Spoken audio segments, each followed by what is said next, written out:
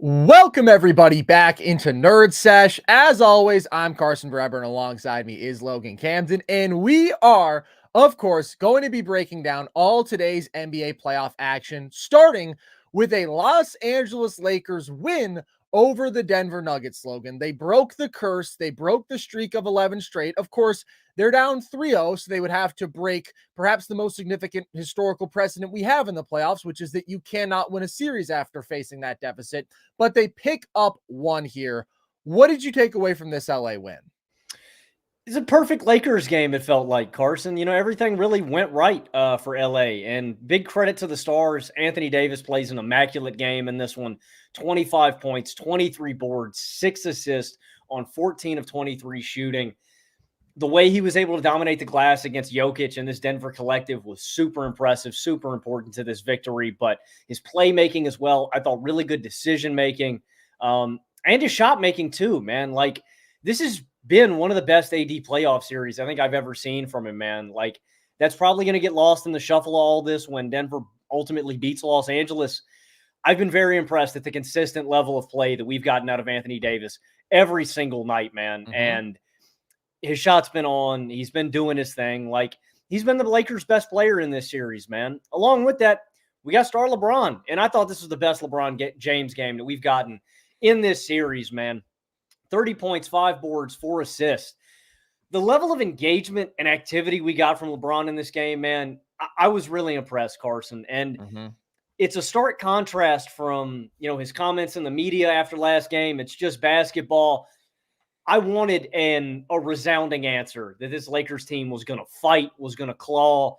I didn't want to see them put their heads down, man. And it started with LeBron. LeBron's energy from tip to tip, man, was super impressive. This is a wire-to-wire victory for LA, and he just felt in control, man, attacking mismatches anytime. He's not getting Aaron Gordon on him. He is going at guys, which is the easiest and best offense for LA. But, he's cutting off ball. He's making defensive efforts. He's making big-time defensive plays just in a way that we don't get every single game from LeBron. We see spurts, but this was a complete game from LeBron. Along with that, I thought this was great defense on Jokic. Very ironic that I say that, man, considering Jokic does his thing again. 33, 14, and 14. But I thought this was the best Jokic defense that we saw, specifically them helping more on Jokic, trying to get the ball out of his hands, forcing other guys to do work. And I thought that game plan worked pretty well. Along with that, Reaves and D'Lo do their thing. They combined for 42 points. And that's kind of my takeaway from this game, man. Damn, this is a perfect Lakers dub, and they were still sweating until the end of it, man. Like, I didn't think the Nuggets played up to standard, but big credit to them for just getting the monkey off their back, man. A prove-it game to them. You know what? Hang the banner, LA. We beat Denver. We beat Denver once, man. We got their number. I'm not going to clown on them too much. I think it's inevitable that Denver's going to clean this thing up, but big credit to them for finally getting this monkey off their back. The streak is no more. They can beat this team. It is possible, and they finish it. I don't know if you saw that stat during the game, but the time leading in this series, the Lakers have had the lead in this series for, I think it said over an hour and a half, and the Nuggets have led for 15 minutes. Finally, they close one out. So big credit to this team to stepping up to the plate, man, in a big spot and fighting instead of just putting their heads down and letting their season go away. The Lakers showed a lot of dog and a lot of fight in this one, and their guys stepped up to the plate. Just a good win for LA, man, and finally exercise some of these Denver demons.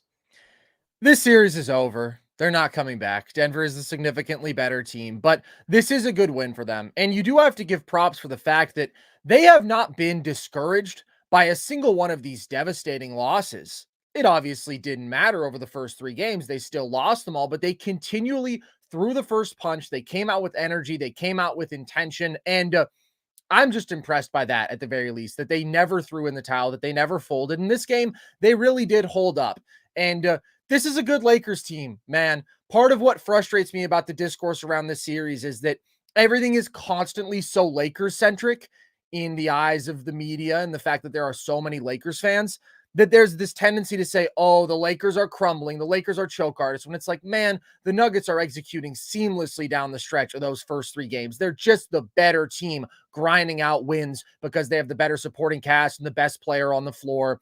And so in that sense, good for the Lakers getting a win, proving that at the very least, like they belong on this stage. And it has been a competitive series. Game 3, they just kind of got embarrassed in that one. But I'm telling you, man, the Nuggets are really, really good. Now, they did not throw anything close to their best punch in this game, and they really haven't thrown their best punch in this series, but the Lakers capitalized on that in this one. And I thought LeBron was fantastic. It was reminiscent of the LeBron that we got in game 4 of last year, where back against the wall, he is just not going to go out sorry. Specifically, it was the physical imposition in hunting the easy stuff that I loved. LeBron has had a career season as a three-point shooter. It has made him such a deadly offensive player this year.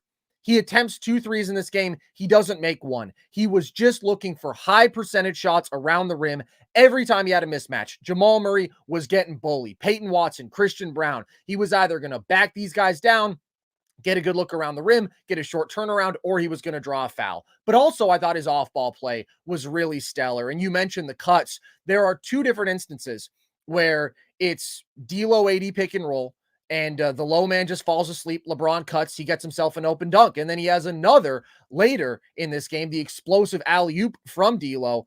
It was just a phenomenal job of coming out aggressive in this game, but also still picking his spots and doing so where every shot that he got in this game was a damn good one. Getting an efficient 30 without eating up free throws, without knocking down a single three-pointer was phenomenal. And then you think about his last bucket in this game. What does he do? He goes right downhill out of pick and roll. It was just a classic physical LeBron, I'm bigger, stronger, and faster than you kind of game. And then he made some huge defensive plays. As you mentioned, the chase down on Jamal Murray, taking that charge on MPJ in the last 5 minutes of this game, that huge steal off of the Jokic-Murray handoff. Like when it felt like Denver was getting some momentum and when you thought, man, they can come back from any deficit, so maybe they still are going to do it.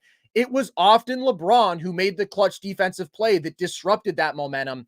And that was really, really impressive to see from him. Some of the LeBron discourse this series has been so dumb. Everybody wants to make everything about the GOAT debate. Everybody wants to say, oh, this is a disqualifier. The fact that at 39 years old, while still clearly a top 10 player against the reigning NBA champions and the best player alive, he could have gotten swept, but he didn't. But AD is also a crucial component here, Logan. He's averaging 31, 16, and 4 on 66% true shooting in this series. It is a level of offensive consistency from him that we have not seen. And in single coverage has been giving Jokic the business. His touch has been just consistently ridiculous.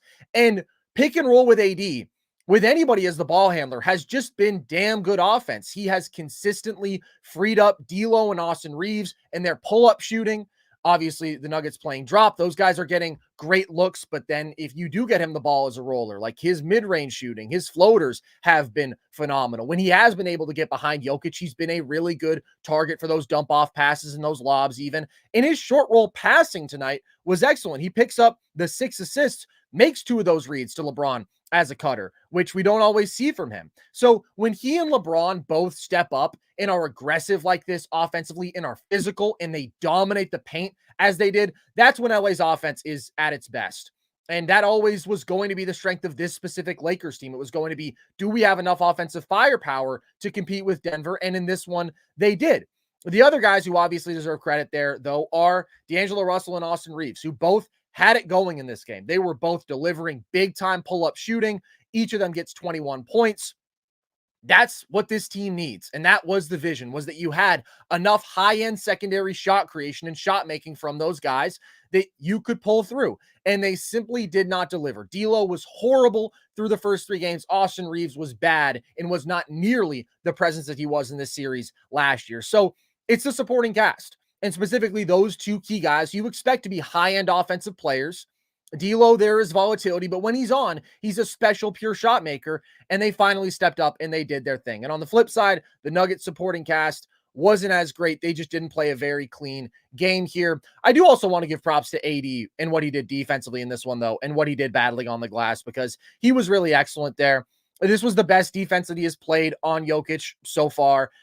I don't think that he can really offer meaningful resistance. Like in single coverage, Jokic is mostly able to get what he wants, but he blocked a Jokic attempt in this one. He made him work Like I think about that one spot where Jokic got an offensive board off his own miss, but AD's length affected him, forced a miss there. Again, racking up 23 boards. Jokic still had a handful of offensive rebounds in this game. He didn't have any of those moments where it's just a lapse in attention. You think about last game where Jokic has 2 cuts that AD is just simply not sticking with him on, and those are very easy buckets. There was none of that. And I think AD deserves a lot of credit because last year in this matchup, he just got dogged. His offense was so inconsistent. Jokic was even more overwhelmingly dominant offensively.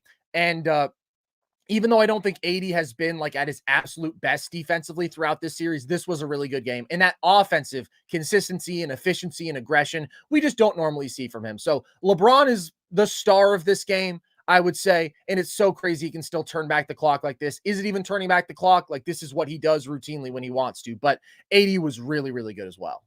Yeah, they were phenomenal. And I think there's a clear correlation, Carson, between when these guys step up and are playing at their best and the other guys just buy in. Like when LeBron and AD do this, it just allows them to step into their roles and play more seamless. When LeBron can step up and just consistently be the lead offensive guy, it lets the other guys flow and play off of them. The Lakers needed this. The Lakers needed this desperately because if they went out sad with 12 straight losses, back-to-back sweeps against the exact same team, it's just, I think it's a recipe for like a team implosion. And maybe we're still heading there. You know what I mean? I don't know what lies us ahead with the Lakers offseason and the moves that they're going to make to get this team better. But I had a really sour taste left in my mouth with the mentality, the way that they went out, the way they've lost these past 2 games, and the energy on the bench. Like that one clip of D'Lo at the end of the fourth quarter in game 3. It was just a bad look for this entire team, man. And they needed this one really, really bad. That being said, though, Carson, I don't really think the Nuggets have played anywhere close to championship level Nuggets basketball in this series. 3 straight all 4 games in this series, the Nuggets have been trailing at halftime. That's just uncharacteristic. Like the Lakers have come out consistently with a edge out of the break. Now in this one, it's unique too, because we get the news that the Nuggets equipment bus showed up late. So you got, I don't know if it affected the Nuggets slow start or anything, but it's pretty funny. You got MPJ and the boys out there warming up in slides. So there's a little interesting sidebar of this game, but the Nuggets have come out really flat and they just haven't gotten a rhythm yet. I think Jamal bears a lot of responsibility for that. Credit to the Lakers game plan. It is consistently be, hey man, we're going to feed Jamal and we're going to hope he's missing his jumper. In this one, 22, 6, and 5, but 9 of 23 shooting from the field, 0 of 4 from behind the arc. Like, I just think Jamal can be more impactful. Offensively, I think his team can defend better. I think the Nuggets can basically play better in all facets. It really feels like they're just kind of playing around right now. I don't really think they've locked in and kicked into gear. They're not like they're sleepwalking or anything. We've seen them turn it up in the second half of some of these games. This one was a little different, but bottom line, I don't think the Nuggets are playing anywhere close to their ceiling right now. And I don't know if we're going to against LA. I don't know if it's going to really matter in this series. It's going to take the Lakers playing almost a perfect game, I feel like, in any game against Denver for them to steal it. And that's what happened in this one. But that's what I'm waiting on, man. I'm waiting for that one Denver game where I'm really blown away and we see that championship level from Denver. I don't think we've seen it through 4 games of this series yet. We've obviously seen it in stretches. Like they have dialed in some of these third quarters and fourth quarters, and they have played phenomenal basketball, but absolutely they've started slow every game. It's been a brutal shooting series. And this was the worst game from Denver so far. Obviously it's the one that they lose, but like end to end, it was just rougher than even the slow starts in the first 3 games were. A lot of missed finishes around the rim in this one, really from everyone. Jamal had a couple in the fourth where I thought he did a nice job, just like he did in game 2 when he went crazy in that fourth quarter of snaking the pick and roll, using that hesitation dribble, basically being so patient on his drive that AD has to go out and deal with Jokic on the pop. Except this time, actually, AD didn't really buy it in one instance, and so it was a more contested finish, but he missed a couple of makeable looks around the rim. Jokic missed a couple of makeable putbacks. Like, they just left some points on the board there. They had some really sloppy turnovers early in this game. They had 14 turnovers, which isn't a crazy high number, but the Nuggets are generally so good at taking care of the ball. They're so disciplined. They're so precise. Like they were averaging just 10 a game in this series. And so that's some bad offense that leads into some easy offense for the Lakers. And they just have to make their spot up jumpers, dude. Like that's part of the reason that they've had to crawl back into every one of these games. They've had terrible shooting first halves, and they've really just had a bad shooting series. They're 28% from deep. And part of what makes this team special is they aren't dependent on that three-point shooting variance in the way that everybody else is because of the shot quality you get from Jokic, what he can create for cutters and Aaron Gordon around the rim.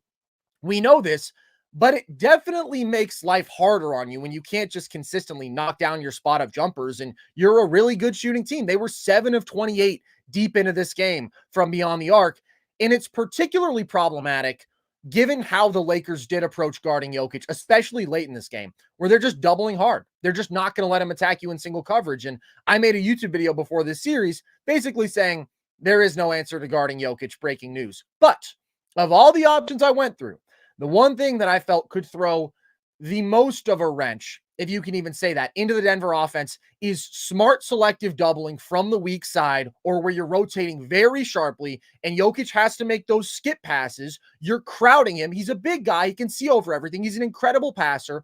But if you can get up in his airspace, force him to make a cross-court pass, like unless that pass is dead on accurate, then maybe the shooter fumbles the catch, right? Maybe they have to jump up. There's a little adjustment there that allows you to close out. And maybe they still get a good look, but it's not a great look. And at the end of the day, you're just not letting Jokic go to work where you know we leave him in single coverage. He's going to give us 1.25 points per post-up. He's going to shoot 65% in those situations.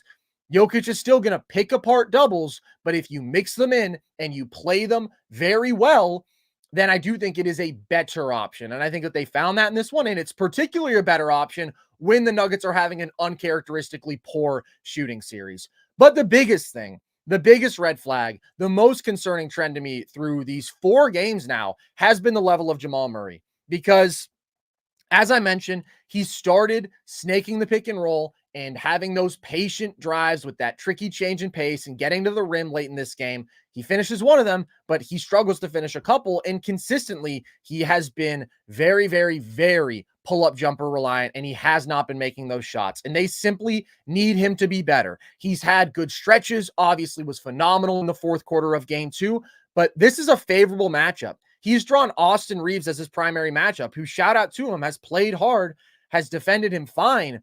But like, man, do you know who's coming next? Are you aware of what the Minnesota Timberwolves have on the perimeter? Like, this is a series where at the end of the day, he's still getting looks that he should be comfortable with. And this is another thing that we said. If you can turn the Murray-Jokic two-man game into a lot of Jamal pull-up jumpers, it's not a good answer, just like doubling Jokic isn't a good answer, but it is probably the preferred option to letting Jokic attack you in whatever number of other ways, right? As a short roll decision maker with his floater touch, even him getting to his pick and pop looks.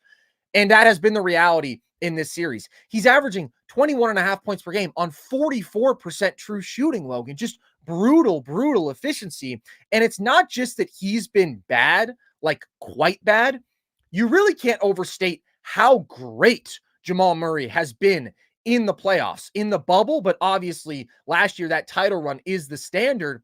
And that's one thing that I've been just a little bit nervous about the Nuggets replicating. They're still my title pick. I'm still so confident in this team, but he was so ridiculously good last year. The consistency of his shot making, the efficiency, particularly against the Lakers, he just barbecued them like 32 points per game, 65% true shooting. He has risen to that level of a top 15 player that he isn't in the regular season.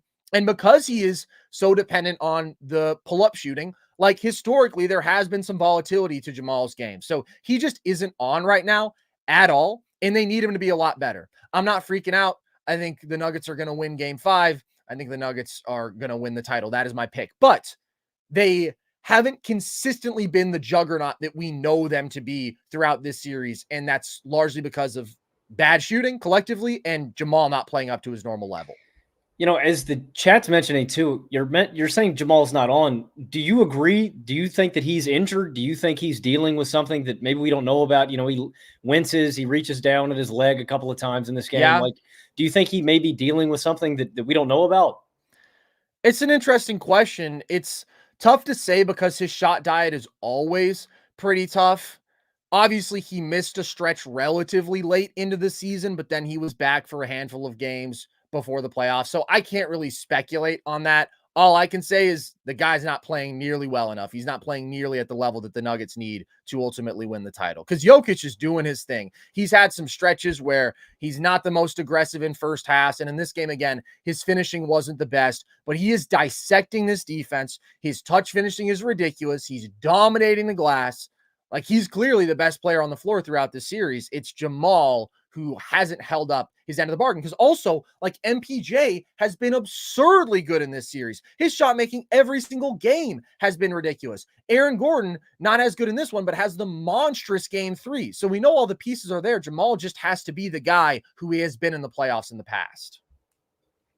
And that's ultimately what I worry about a little bit if their spot up shooting is off versus Minnesota. If Jamal is off, it gives Minnesota a blueprint or something, to continue doing on defense that's going to stress Denver out. He's got to be better for them to win the title.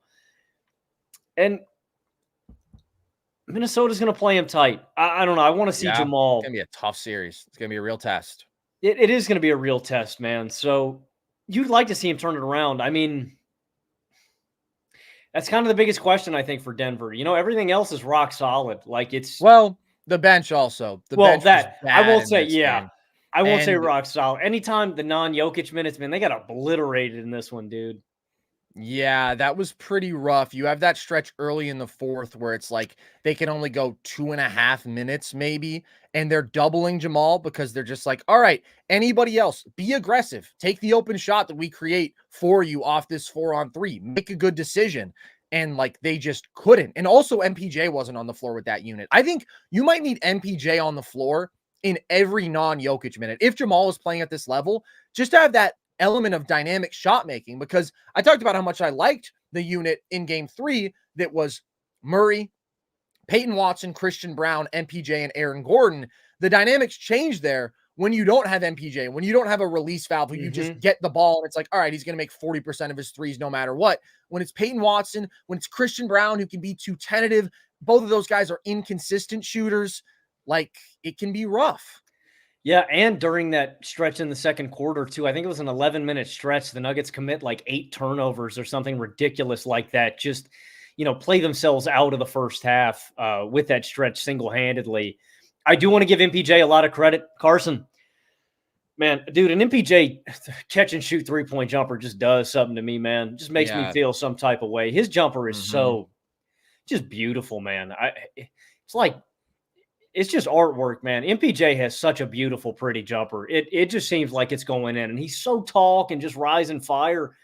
If Jamal is going to be off, I mean, it's MPJ's the X factor, dude. And I thought not only shooting, he got to the rack a couple of times. He's been cutting back door, man, getting fed, jamming it. MPJ is playing really well, man. I've been impressed, but this is what he does. I'm not surprised. Like, MPJ is a flamethrower. When he shoots the ball, I'm expecting it to go in, man. MPJ is a beast, and he's certainly pulling his weight. But I am a little nervous about what we're getting out of Jamal. I am nervous about that aspect. It's a small thing, and I'm nervous about the bench a little bit. I agree with you. I don't think it's going to make a difference against Minnesota.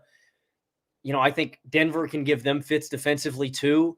I think it's going to be a problem trying to guard Anthony Edwards as it is for any NBA team. But I don't know. They've got a lot of things to throw at Jokic in this Nuggets offense that other teams don't have, man. Being so physical, being so athletic, being so long. I think that's going to be the most trying test of Denver's run, man. That is going to be the toughest matchup for sure in the West, just because of how much better they guard Denver than anybody else. And they're playing at such an incredibly impressive level right now. I want to be clear. I'm still confidently picking Denver. I am so far from hitting the panic button. I'm just saying this game revealed a couple of the things that can go wrong for Denver, this team that has such an extremely high floor. Last year, that was what set them apart from everybody else. It was just every single game, you knew what you were getting. You were getting this super disciplined, excellent offensive process, and this was a rough showing. But MPJ has been so good, dude. 22 and 10 on 66% true shooting in this series. So good. And the one silver lining, like you just mentioned, I agree with you. The decision-making, the consistency, even though Denver was missing these shots, they were generating great shot quality. Like Because when they you're have talking Nikola about Jokic. Jokic getting doubled, there were so many possessions in this game where he is kicking that over to the opposite side wing and they're swinging the ball around the perimeter and they're getting the good look that they're supposed to get. They just didn't hit them. I think the shooting variance is going to swing back in their favor a little bit too the rest of the way. It's been an abysmal shooting series for Denver. This is a great shooting team. Yeah, 100%. Super outlier rough shooting stuff. Jokic in this series, Logan, is 29, 15, and 10 on 69% true shooting. Like, you cannot ever become numb to that level of offensive greatness. And he's doing that to Anthony Davis. It's just absolutely ridiculous. But the other guys didn't really carry their weight in this one, which was kind of a reversal from games 1 through 3, where we talked about the Lakers supporting cast was awful. Even Rui Hachimura in this game, right? He knocks down a couple jumpers. The possession after he misses a catch and shoot three, he quickly and confidently attacks a closeout. Like, good for him, man. I also thought the Nuggets defense just didn't really offer much resistance in the paint on this one. So a good win for the Lakers. They stay alive in this one. I think that they needed this for morale and perhaps to avoid just some of the ridiculous LeBron and Lakers slander that would come otherwise. There were still some rough moments of transition defense, and the Nuggets transition offense has been really, really good in this series. And that is a way for them to create reliably great shot quality, even when dudes are missing in the half court. But if the Lakers win, we're going to take a quick break, and then we will talk about the other 3 games of the day after some quick words from DraftKings. The 82-game preseason is in the books, and it's finally time for the real season. Don't miss out on any of the NBA playoff action at DraftKings Sportsbook, an official sports betting partner of the NBA. From the play-in tournament through the finals, DraftKings Sportsbook has you covered with same-game parlays, live betting, odds boosts, and so much more. Download the DraftKings Sportsbook app and use code NERDS. New customers bet $5 and get $200 in bonus bets instantly. That's code NERDS only on DraftKings. The crown is yours. Let's talk Heat Celtics here, Logan, because obviously Miami took game 2. Boston was not to be denied in this one, though. It was a very convincing wire-to-wire win. What do you take away from them bouncing back? Boston didn't play with their food today, man. That's the frustrating rubber banding, I will say, of Boston, man. They go through these dominant, destructive team victories where they look unstoppable. And we have a game like game 2 where they put up a dud. They were so much more defensively disciplined in this one. I was so satisfied with Boston, just structurally, rotation-wise. They didn't give Miami any free buckets like they were surrendering all of game 2. All game 2, no hand up. We're not closing out on shooters. We're not giving effort. I saw grit from Boston today. I saw pride from Boston. I saw a team that was embarrassed that they got beat by a Jimmy Butler-less, Terry Rozier-less Miami Heat. This was the response that I wanted from Boston.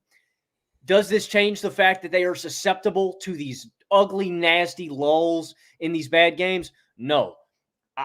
Boston petrifies me that they are always lurking around the corner to drop a dud like that. But this was a great response. And it's what they should be doing in every game against Miami, man. Like, this is what I expect. And this wasn't a game after the half. Like, they just crushed Miami. Mm-hmm. Like I said, the biggest difference to me was this team did not collapse on Tyler Hero. They stayed home and they made him work. Like, that was the biggest thing. It's like over-rotating on Tyler Hero was the dumbest thing to me.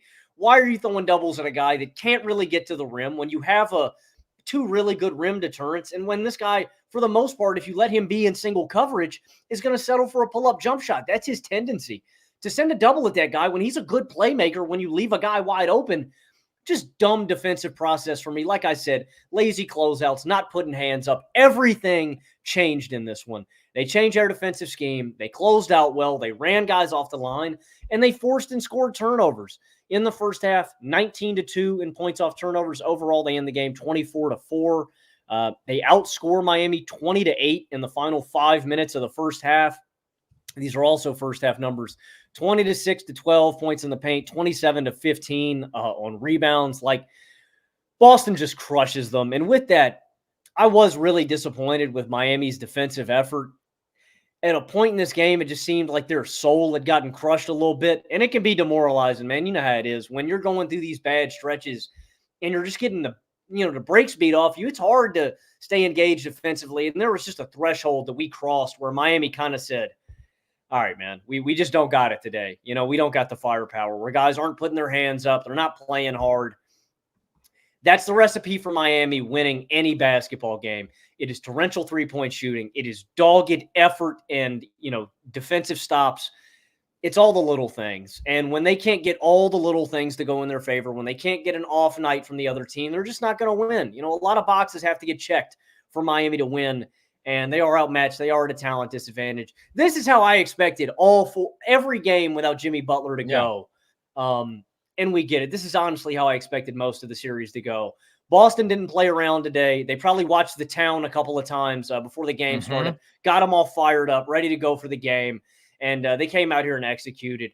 Good answer, but to be frank, this is what I expect from Boston every single night. This is how they should play. That is the ability that this team warrants.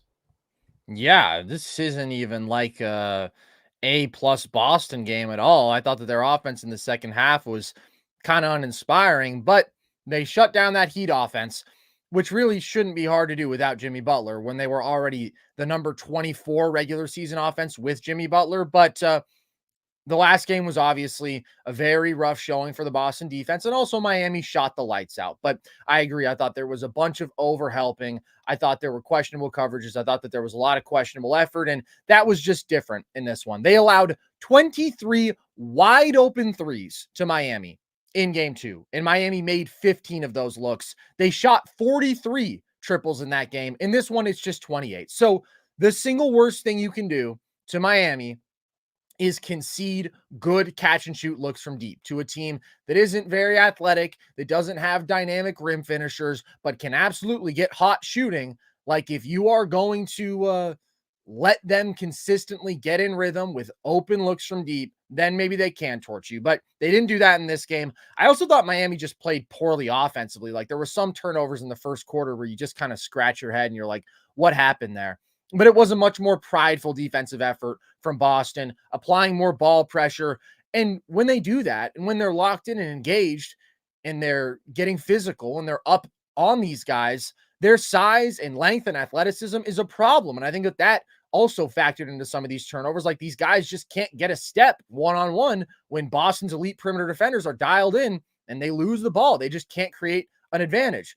So it was better individual defense. They weren't overhelping as much. They were playing them much more 2-on-2 out of pick and roll, because it's not that they were sending a lot of hard doubles at Hero whatsoever in game 2. It was just that third help defender sinking in, getting involved in the action. Then it's boom. All right, now a shooter is open on the wing. And they played it more straight up in this one. And so that leads to more Hero tough pull-up threes instead of wide open catch and shoot threes for whoever else.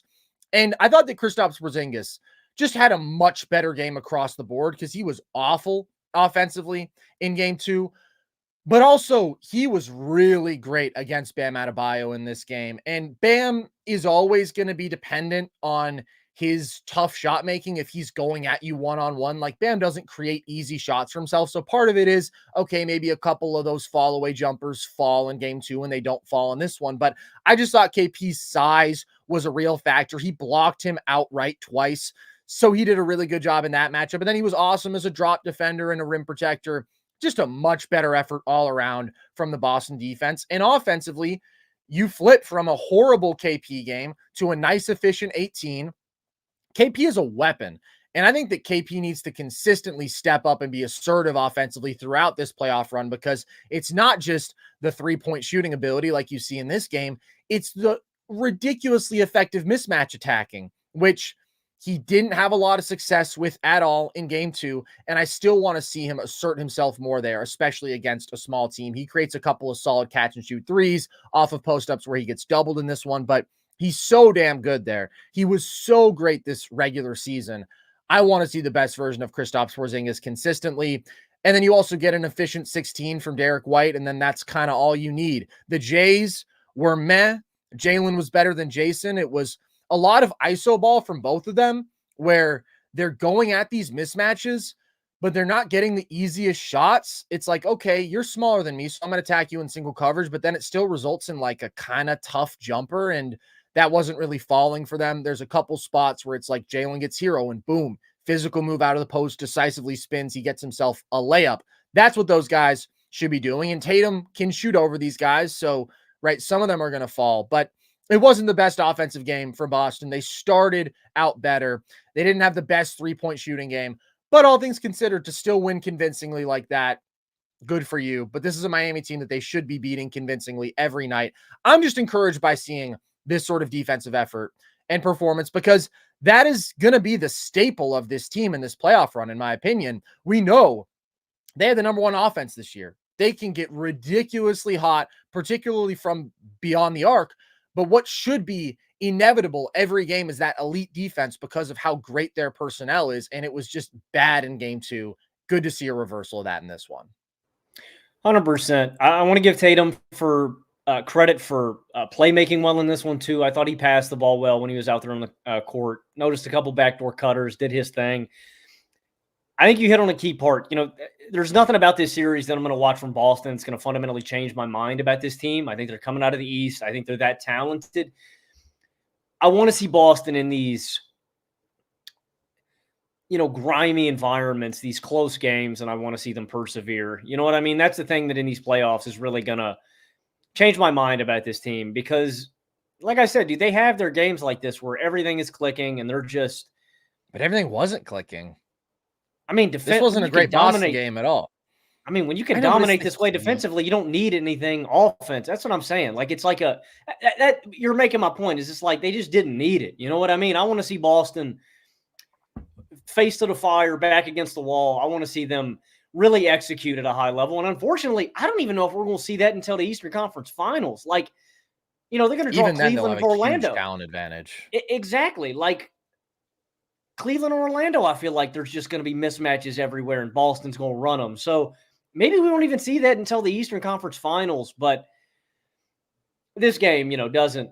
It's a good Boston game. It's a good Boston game. And the X factor to me is, like you said, man, it's KP and how much he's really going to engage himself. Boston has such a physical advantage too that, dude, it should be easy every possession. Where the one thing that I think more big guys need to weaponize. Watch this LeBron game, back guys down.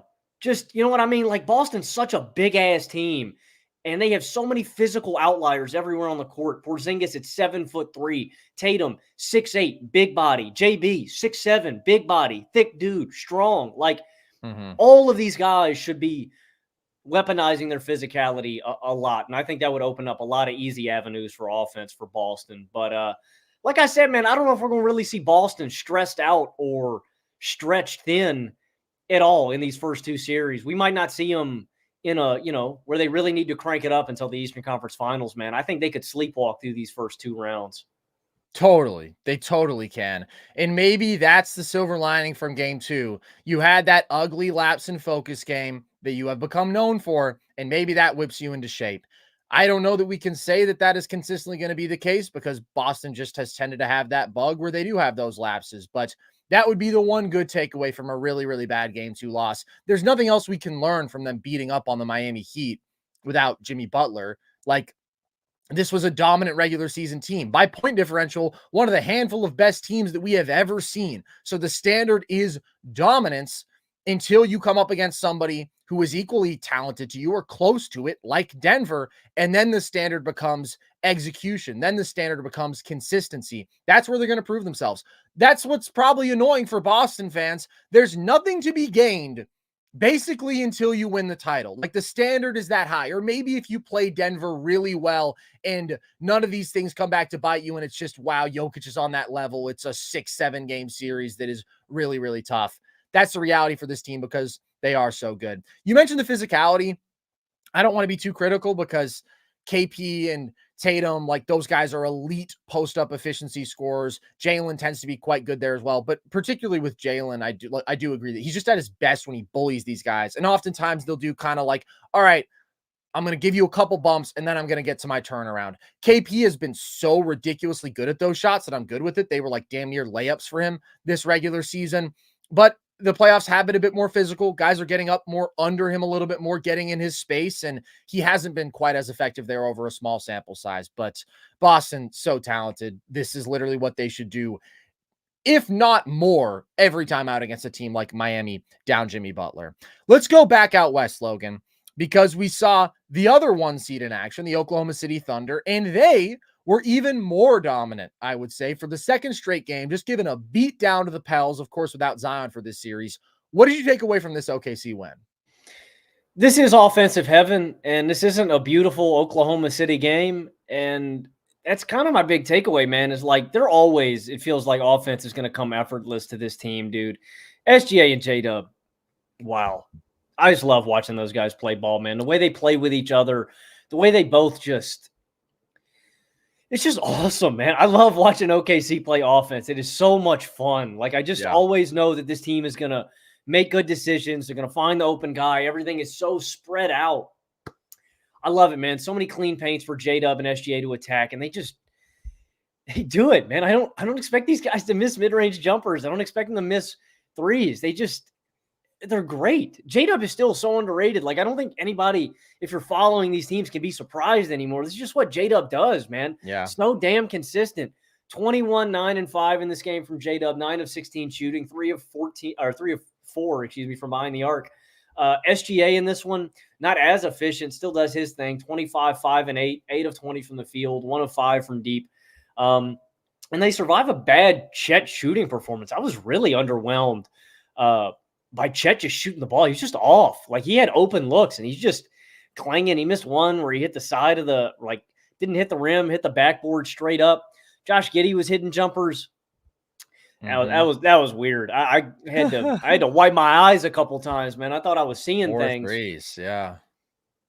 The thing that I was really impressed wasn't the offense. I always expect Oklahoma City to find their path because, again, they're just so good on that end, spreading it out, letting their 2 stars attack.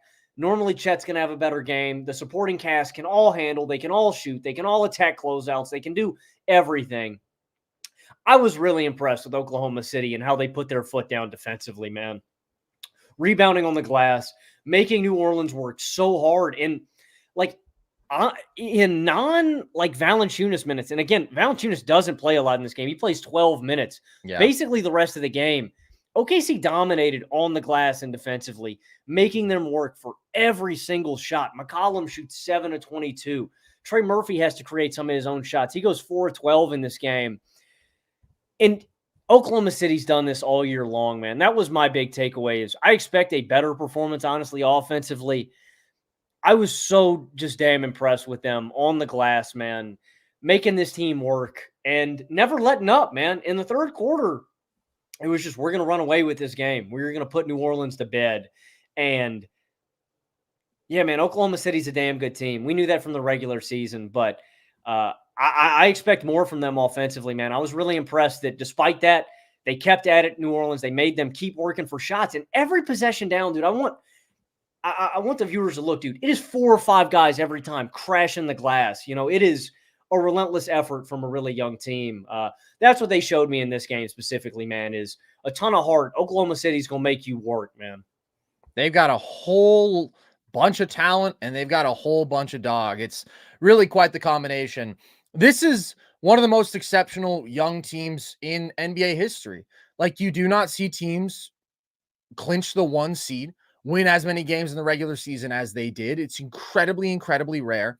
And then to translate, of course, this is not a strong playoff opponent, the Pelicans down Zion Williamson, but after a bit of a shaky game 1, that was a grind and it was physical and it was ugly and they were tested and they barely pulled through, like, they've just blown them off the floor. Their top 9 players, Logan, are all 25 or younger. Now, again, this isn't the test for what this OKC team is capable. That's going to come in the next round. And if they advance past that, the Western Conference Finals, like, that is when you're dealing with stellar teams who have been here before, who have the combination of physicality and skill and have superstar players on the floor, like checking a lot of these boxes that New Orleans ultimately doesn't, because they're a team that was in the play-in and they're down their best player. But man, OKC looks really, really good right now. So much impressive stuff. J-Dub is just phenomenal. I almost think it can get lost that this guy who is so shifty, such a good downhill guard, also a lights out mid-range shooter, but that the guy is just 43% from deep and is so consistently nails. It's ridiculous. Been awesome on the defensive end of the floor too, just defending his ass off. Chet, it's a bad offensive game, but the level he's defending at is absolutely absurd. His timing, just the pure timing as a shot blocker to me is pretty clearly the best in the league. Like, it's unbelievable how he times the peak of his jump, and then his length is obviously ridiculous as well. But he's got 11 blocks in this series already. He met Trey Murphy and Herb trying to dunk on him 3 times, blocked them every single time. So it's really impressive when he can have this sort of pronounced impact on the game, even when his offensive game isn't going. Very different from last game when he was just lights out, especially in that first half. And SGA is just a consistent superstar. Even through 3 games, I feel confident saying that he is going to consistently be that guy in the playoff stage. So they have 3 top 35, 40 players.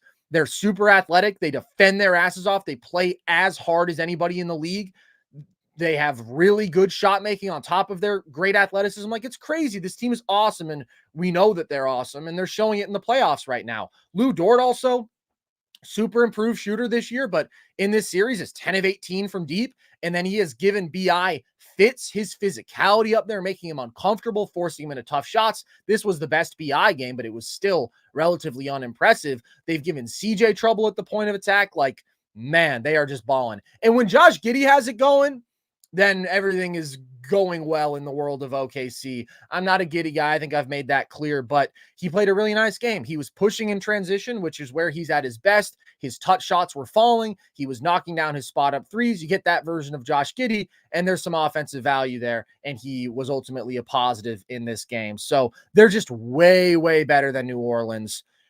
CJ and BI, their shot diet is consistently tough. It's especially tough against an Oklahoma City team that is defending like this. And when you don't have Zion demanding defensive attention alongside them, Valanciunas down to just 12 minutes in this game, tough to stay on the floor. Like, they're going out a little bit rough here after a competitive game 1. And the realities of the limitations of this roster are just very plain to see. I am set on this point at the fact that they have to move off of either BI or CJ to get the most out of what Zion can do as your number 1 and these awesome wings with Herb and Trey and the depth of this group.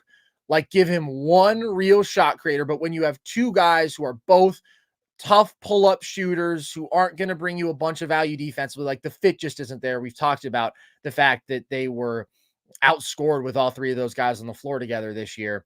And then they have to figure out the center position. So New Orleans, I think, can throw in the towel on this one, but props to OKC, because even with an overwhelming talent advantage, just like making light work of a playoff team like this, when none of your lead guys have really been here before, like, that is still worthy of praise. And they've been as impressive, I would say, just in terms of their convincing dominance, as anybody outside of Minnesota in the first round.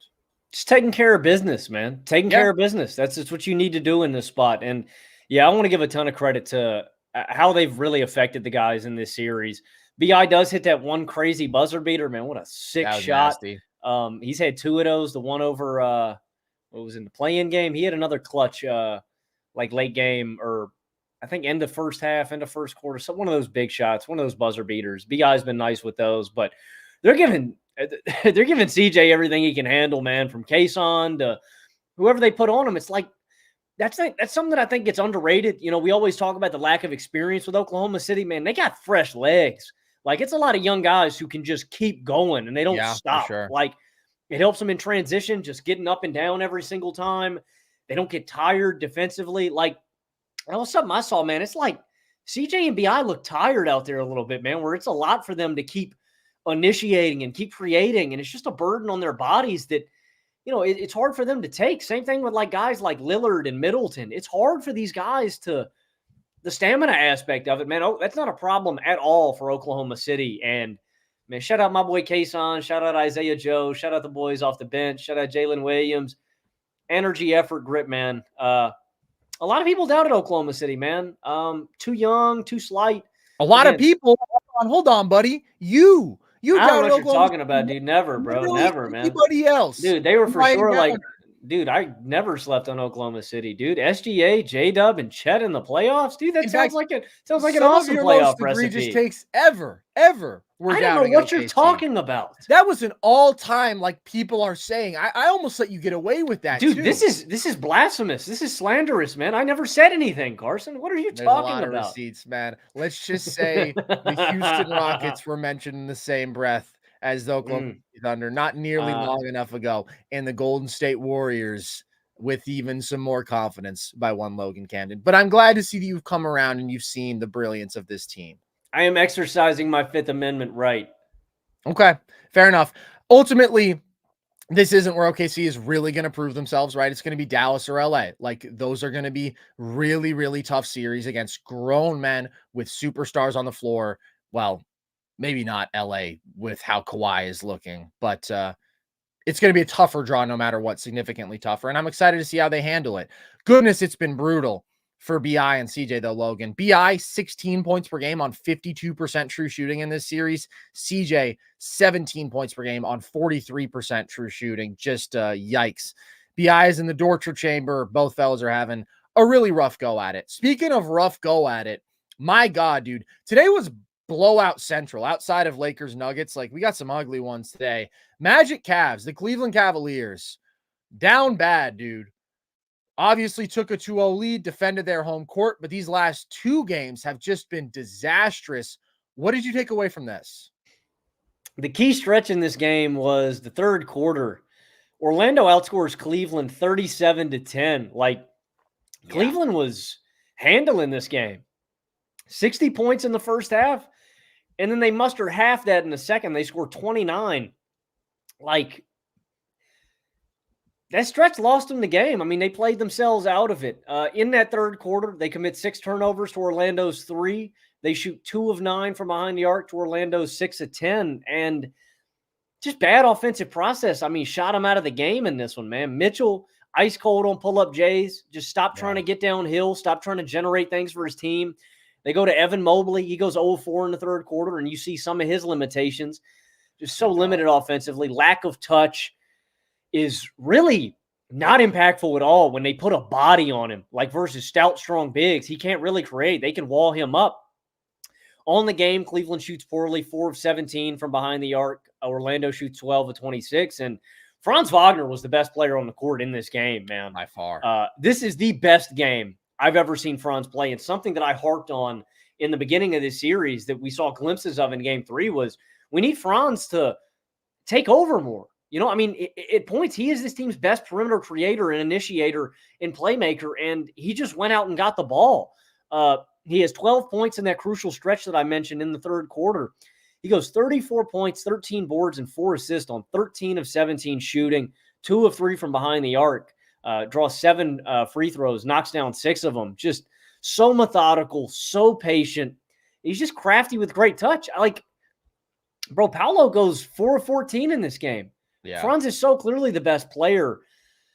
It has been really ugly from Cleveland, and like we can talk about how ugly the offensive stretch is from Orlando, man. Cleveland matches them equally, and again, shoot themselves out of the game here in the third quarter.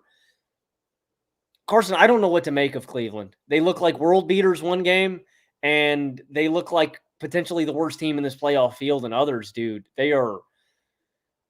It's ugly, man. I mean, I think it's a roster construction continuity thing. We've touched on it a lot, man. The best stretch of this team's season, when they go 22-1, I believe, Donovan Mitchell was out there with 3 shooters and Jarrett Allen. Like, I don't really know what to make of this other than they don't fit well together, and their process just is poor, man. They're really, really talented, but there's a continuity and chemistry thing, man, where I just don't think the puzzle pieces fit. This is the second straight year where we've seen this issue rear its ugly head, and I thought they got better. They added more impactful wings, better defenders, guys who could shoot more.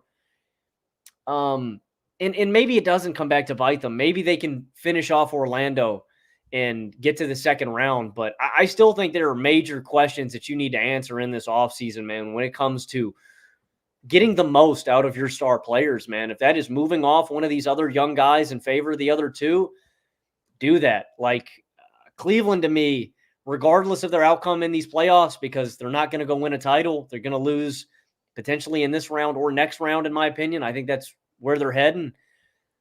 They got major questions, and they need to answer them, man. They need to figure out what direction and who their building blocks are going to be for the future, man. It doesn't work. It doesn't work. Yeah, they're so disappointing.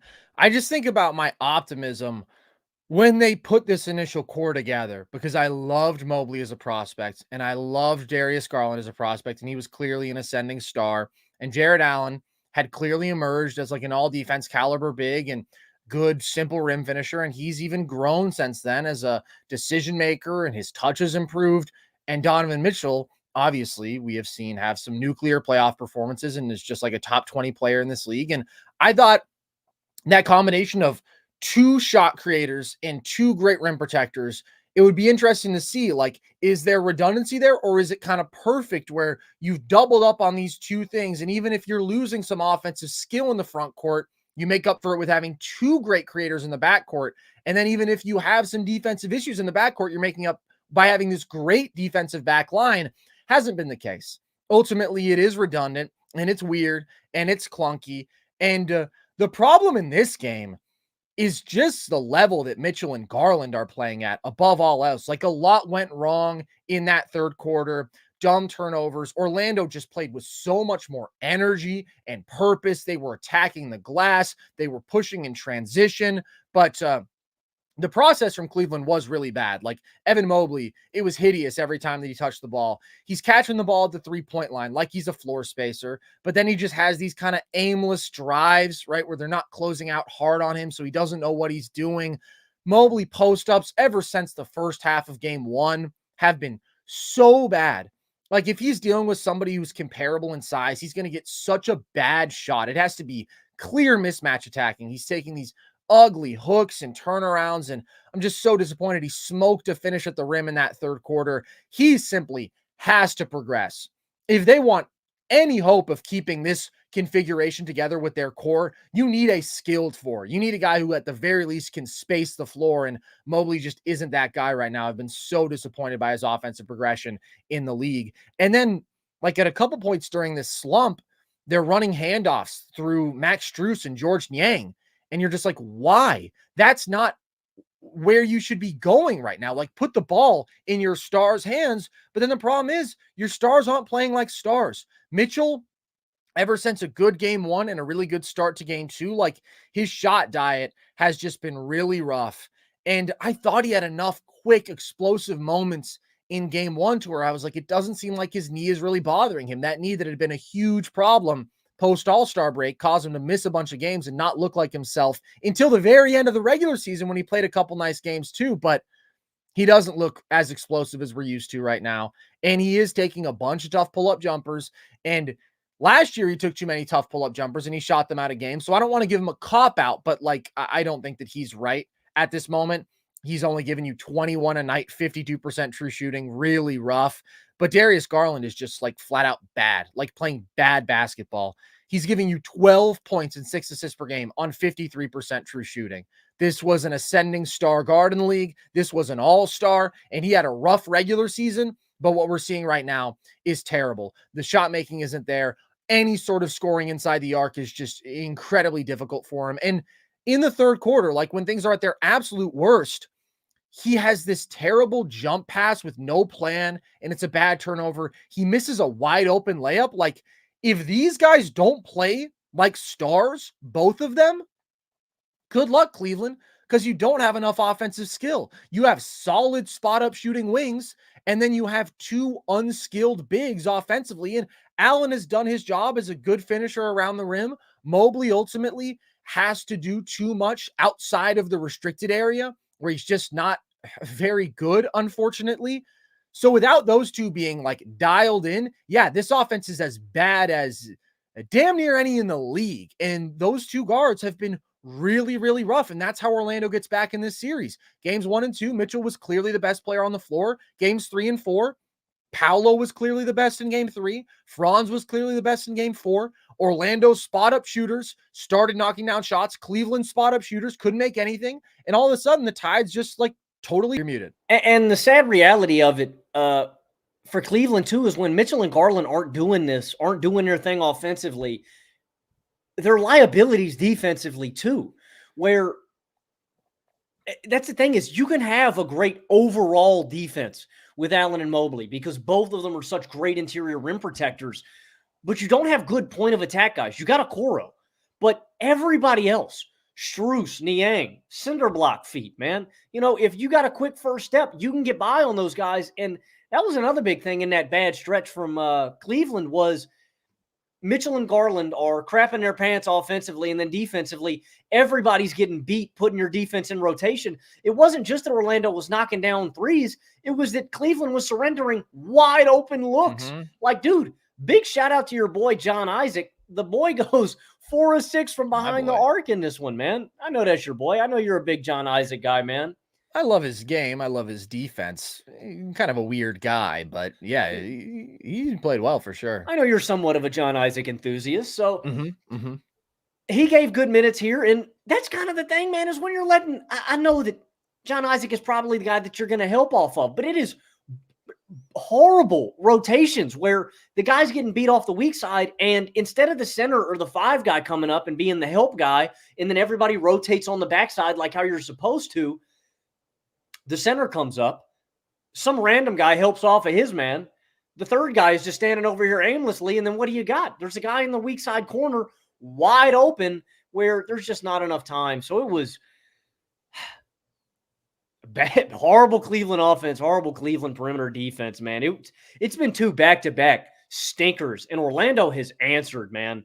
I expected way more from Mitchell and Garland in these last 2 games. Like,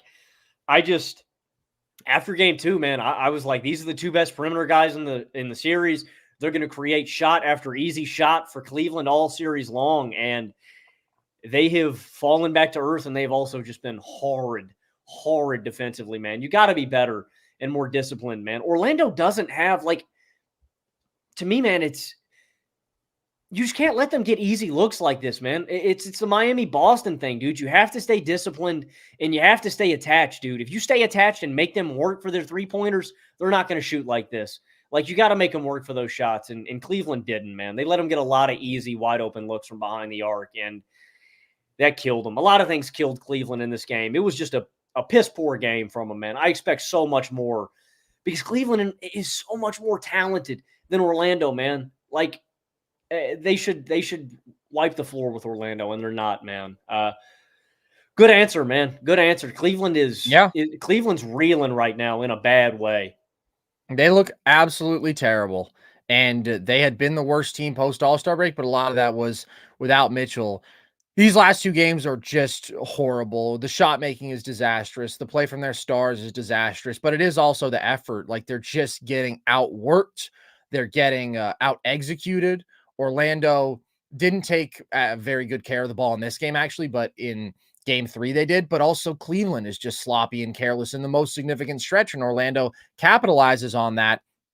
I definitely thought this was the weakest defensive game from Garland and Mitchell collectively. Like, I thought that you saw Markelle Fultz, right, came into this game and was getting to the rim with no resistance. And shout out to him. He's a good, crafty driver, but things like that weren't happening in the first couple games. And then they were in this one.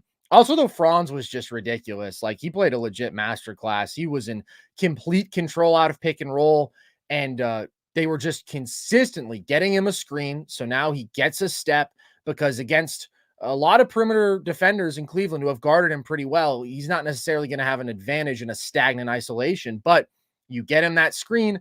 He's slithering to floater range. He didn't miss. He was making good reads. He even hit a couple pull-up threes, which for him has been like a miracle this year, pushing in transition where he's always great, and also had a really smart cut in this game off an inbound. And I love how this Magic team cuts. Like, both Wagners, dude, have such great instincts there. They are just super smart cutters. Paolo has a great possession in this game where the shot clock is winding down and he doesn't have a good look. He picks up his dribble, but it's just like a classic give and go. He cuts, his defender falls asleep for a second.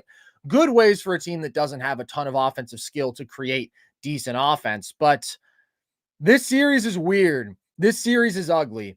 And I felt confident about Cleveland going in. I felt confident about Cleveland after 2 games. But if Mitchell and Garland are going to play at this level, they can absolutely lose this series. Orlando's offense is playing better, but Cleveland's offense is playing alarmingly awful basketball right now. And it's just a rough wake-up call because you held out a little hope that maybe this year would be somewhat different than last year because of how well they played for that stretch. And it's like, they were hurt all year and still they won as many games as last year, basically. And even last year, that team was somehow second in net rating. Like, there's just been promising stuff from this Cavs team.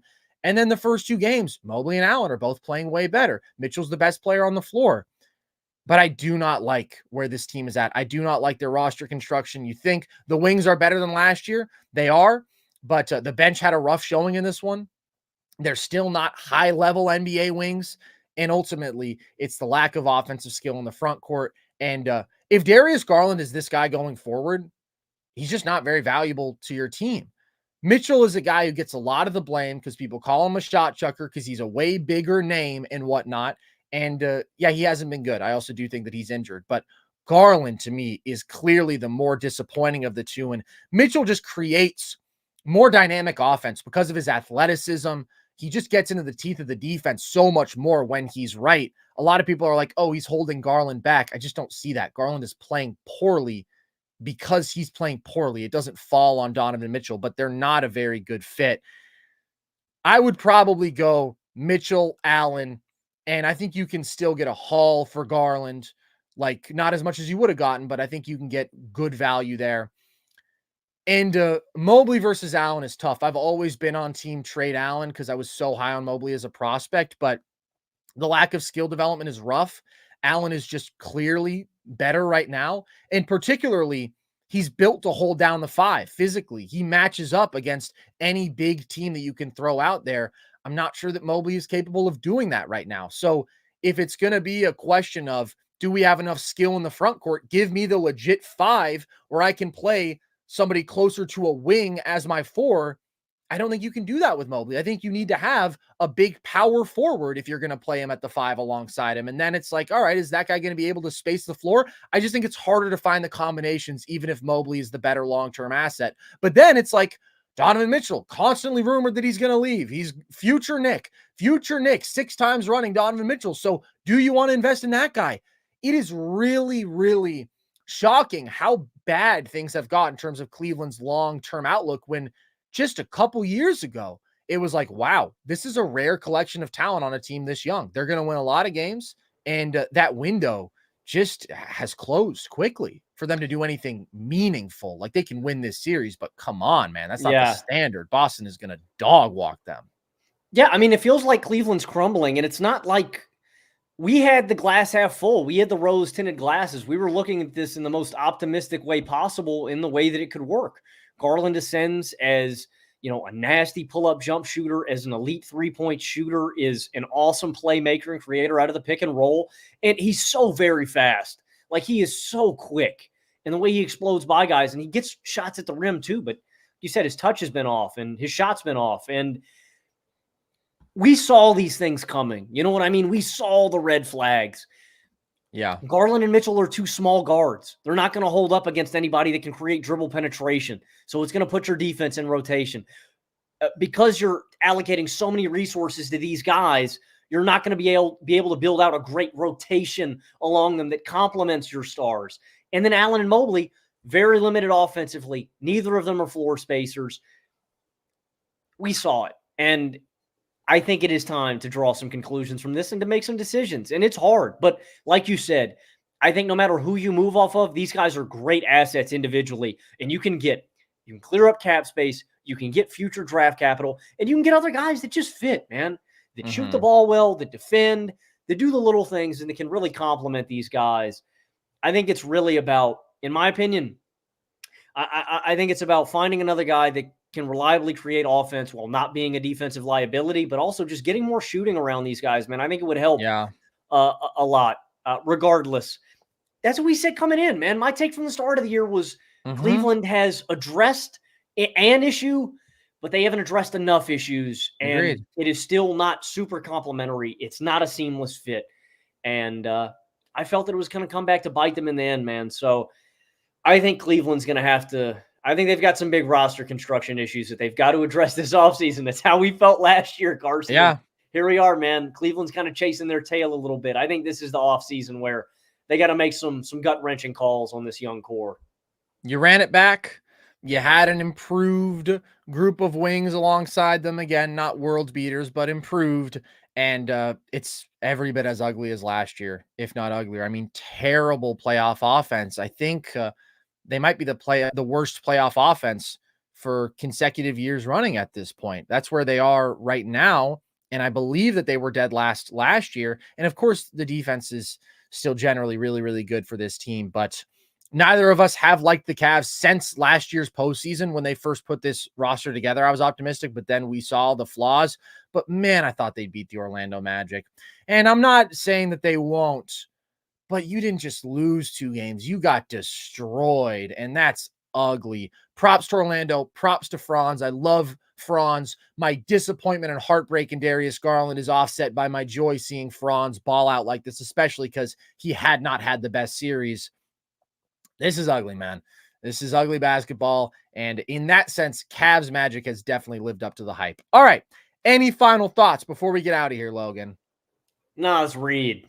Naz Reid plays tomorrow. That'll be a whole lot of fun. Timberwolves Suns. I lied to you guys last show. I said that we were going to be on with Jayson Sunday night. We're actually going to do that Monday morning, so you guys can stay tuned in for that show. But we'll be back tomorrow night, won't we, Logan? Yeah, we'll be back tomorrow night, and then we'll be here Monday morning. How about that? I was just going to say Naz Reid again, but we're going to go back to back, like 96, 97 Jordan. I'm like, Naz Reid was 6th man of the year, potentially. Appreciate all you guys. Hope you enjoyed the basketball today. Hope you enjoyed the show. If you did, the good news is there's always more Nerd Sesh content. Check out our YouTube page. We've got all our full shows there, and we have our video essays, video breakdowns that we do on specific topics, going more in depth. You can follow us across social, TikTok and Instagram at Nerd Sesh, Twitter at Nerd_Sesh to see our trivia content and some clips from the show if you don't catch a full episode. You can listen to the podcast across audio platforms. You can check out our merch at thevolume.com, like that hat Logan's wearing, for example, is there. The flags behind us is there. And you can join our Discord if you want. That is at the link tree across our social media bios just to chat with the fellas. So with that, as always, appreciate you guys. I've been Carson Brabber. I have been Logan Camden. And this was Nerd Sesh.